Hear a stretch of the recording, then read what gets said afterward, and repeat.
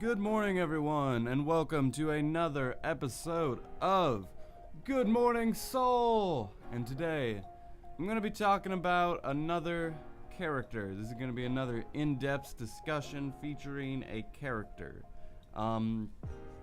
This series is kind of hard because I like to stay fresh in my mind on what the characters are. So it's I could talk about a million different characters that I really like, but it's I haven't seen any of the movies or played those games of those characters in so long.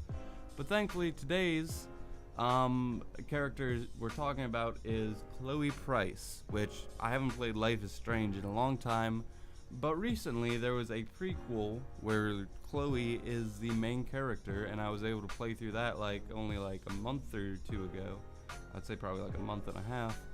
And so I was able to play that, so I think I'm fresh enough to talk about Chloe in kind of an analytical point of view, to the best of my ability, that is. And Chloe, well, for starters, if you haven't played Life is Strange, this is gonna have spoilers. I'm going to be talking about Chloe in depth here, so if you haven't played Life is Strange, just click off unless you really just like the sound of my voice and don't give a shit. Anyway, Chloe Price is the side friend character from Life is Strange, and she, throughout the entire game, leads Max and is kind of the adventurous friend character, whereas Max is very introverted, very kind of self-absorbed and not all that adventurous. Chloe is her counterpart in all of that. They were childhood best friends, and they both kind of blossomed into two different people. Where Chloe, is living in Blackwell the whole time, getting expelled from school, getting tattoos. Max was in a new school, just kind of being kind of a outcast. And Chloe is definitely, I wouldn't consider her an outcast, but she is misunderstood. She goes to school and kind of gets takes the blame for Rachel, or at least in my story, she took the blame for Rachel, and she gets expelled, and then she gets yelled at for getting expelled, and she only went on the trip for Rachel. She is very loyal to other people. The way she kind of befriends Max, even though we know that she is very upset with her, but she really kind of needs a friend at that point, so she takes Max as her friend again kind of right away. And besides that, she is dedicated to finding Rachel, does not believe that she is dead and willing to go to the ends of the earth to find her. And I think a part of that is she was in denial, and she really just couldn't bear the fact of her being dead, because not only was that her possible romantic interest, that was kind of her counterpart. We saw in Before the Storm, she really just didn't have a best friend person. She went to these social gatherings and concerts by herself and would literally just kind of zone out away from the crowd. But even though she isn't, I wouldn't say introverted, but she is kind of just lonely, if that makes sense. We saw her connect with these nerdy characters, and obviously she has her skateboard friends and people like Frank, but none of them are healthy relationships. And I see this in other people who do drugs and shit like that, where it's and who are also very much in Chloe's spirit, where it's a lot of these people don't have close people because people don't necessarily want to be super close with them. Even Chloe's mom, we see her put David over her, which makes sense in Chloe's mom's point of view, because David is her love interest and is her kind of an authority figure to her. And not only that, he's a fucking adult and Chloe isn't, and Chloe makes so many dumb decisions, But in Chloe's point of view, she's seeing her mom take the side of some douchebag she doesn't even know that well, who she's marrying like only shortly after her husband died. Her husband, who Chloe has this very deep relationship with. Like I like being in characters' shoes allow you to like understand those characters. And it's weird, like in life, how we'll make exceptions for ourselves, but like everyone else will easily like be like, oh, you should be doing this, you should be doing that, like you fucking problems. But with us, we're willing to make all these like, oh, well, it's okay when I do this, or it's like, well, I'm just so tired, or it's just like, I just didn't even know what I was doing, or it's just like, life is so hard. Like with us, we're willing to like baby ourselves, but everyone else, it's like, nah, fuck you. So I think it's crazy in fiction where we're able to root for these characters, and we're like able to like fully comprehend a character as if like it's like we're babying them because we're seeing it from their perspective.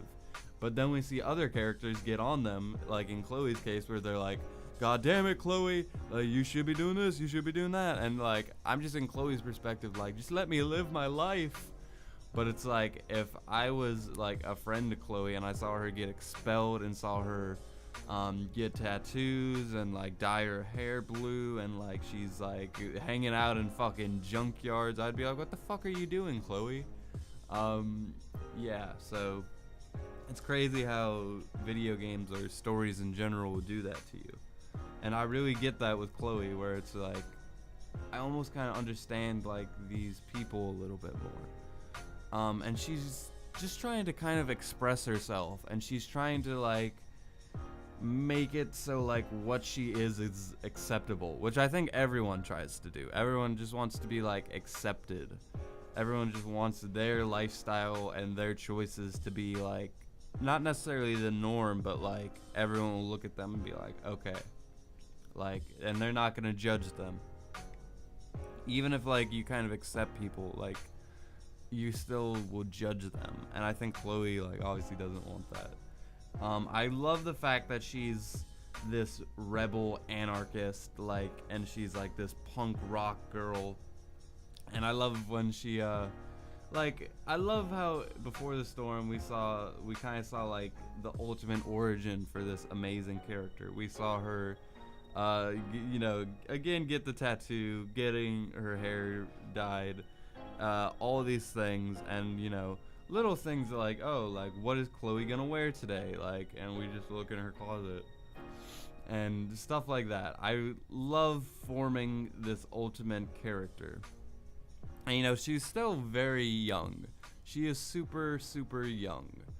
I like all the things that she's doing is like just ultimately like a young person thing. Like, it kind of sucks that Chloe's gonna die, because like it would have been really interesting to see how this character forms. Not that she is canon dead. Like, if they make Life is Strange 2 with new characters, she's not necessarily dead, because at the end of Life is Strange, we really just made the choice, which was Chloe dies or everyone in Blackwell dies. Which I love Life is Strange, and the end of the game, like, I really love. Like, it's kind of clear, like, if you play the game, like, they really just wanted to make this story about Chloe and Max. And it just kind of sucks that, like, they, like, acted like you were gonna make this timeline, or your choices really matter. Like, that's the only deception with Life is Strange, is, like, you do all this shit, and then it's just like, okay, Chloe dies or everyone dies. And in a normal game, that would have been dope. But it's like, the fact that they... And the final episode was so weird and so much filler and dumb shit. Like, that's kind of like what stops it from being like a 10 out of 10 for me. But we see Chloe, and we see her, and we just are like in this big storm scene, and we're just looking at her, and we gotta literally decide, okay, I'm going to kill you, or I'm gonna let you die in the past, or we're gonna let all of Blackwell die. So it's like all the things, all the characters we like were able to keep alive, or we were able to do these little things for. All these characters that we formed relationships with, are we gonna throw them away so Chloe can live and we're just gonna run off together? Which is like perfect symbolism, because Rachel and Chloe were supposed to run off together. It's like they were finally able to do it. It's a beautiful scene. Or are we gonna let Chloe die in the past in the one scene? And then like we get the bad guy, obviously. We see her funeral. It's two very, very sad scenes, and you know, possibly have that kind of creepy romance with Warren. It's kind of like I don't really want to. I love how they kind of just made Warren creepy, and like kind of like have him have that weird moment where he just beats the shit out of Scott. We had those scenes almost just so you can root for Chloe and Max to get together. Which, by the way, I love that like Chloe is like. I guess this can be said for Max too, but like open-ended in terms of like whether or not she's a lesbian or bisexual or whatever. Chloe, I think, definitely is probably more lesbian, because we see like multiple male characters who she like could have had relationships with, who she doesn't seem interested in, but she was interested, possibly depending on your choices, with Max and Rachel. So yeah, I think that's probably, I think like obviously she's not gonna talk about her like sexuality, because it's like it's kind of like that Heavy Rain instance where you're well, I don't want to spoil Heavy Rain, but it was like one of the characters should be thinking about this the entire game, but it's like we don't want to spoil it, so we're just gonna have them not think about it when they'll be thinking about everything else. So for like Chloe, for instance, at one point she like, with how much she fucking monologues in this game and shit, like her sexuality should just come up out of like coincidence, like, or like something like that. Like on a day-to-day operation, like you're gonna hang out or think of someone romantically or see something. There's sex in the media so much, so it's like obviously like she should have like, even like at a certain point she should have like said something, but it's like we're not gonna reveal that because we want the character to make this decision later in the game. So yeah, but that's kind of a tangent. Chloe, ultimately the choice I made was to have Chloe survive, which I think if there's a canon ending, it's that she dies.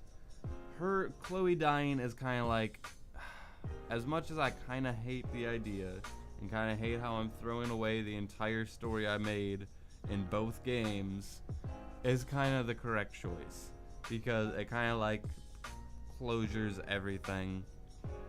It puts to bed so many of the storylines, and it's kind of just like the moral of the story, which is, you know, don't fuck with time. Like Life is Strange is a story about Max, who saved her best friend from death, and using time travel, and used time travel to like continuously save her and keep her alive, when in the end fucking up with time like that just created this whirlpool of effects. Ultimately, she obviously should have just let Chloe die.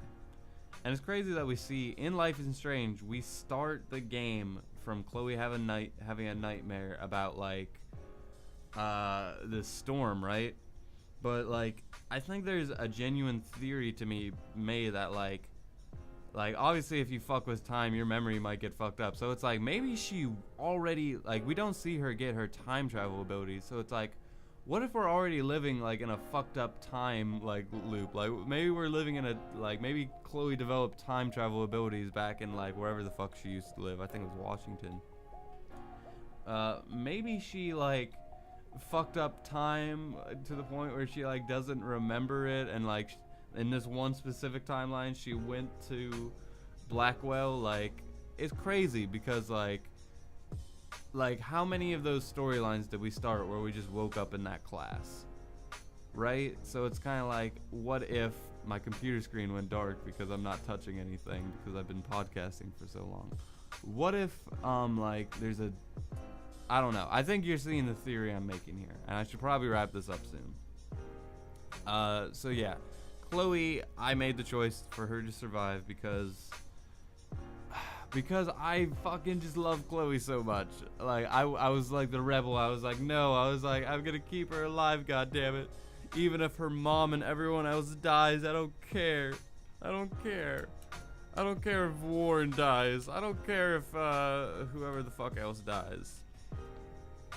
So yeah, that's all my thoughts on Chloe, which I feel like I could even go further than this, but I still have things to record today, so I should get to those. Thank you guys for listening as always. I'll see you tomorrow with another character. Well, not another character today, but I'll see you with another episode of Good Morning Soul. Thank you for watching as always. You are the greatest. I'll see you tomorrow morning, and with that, I leave you.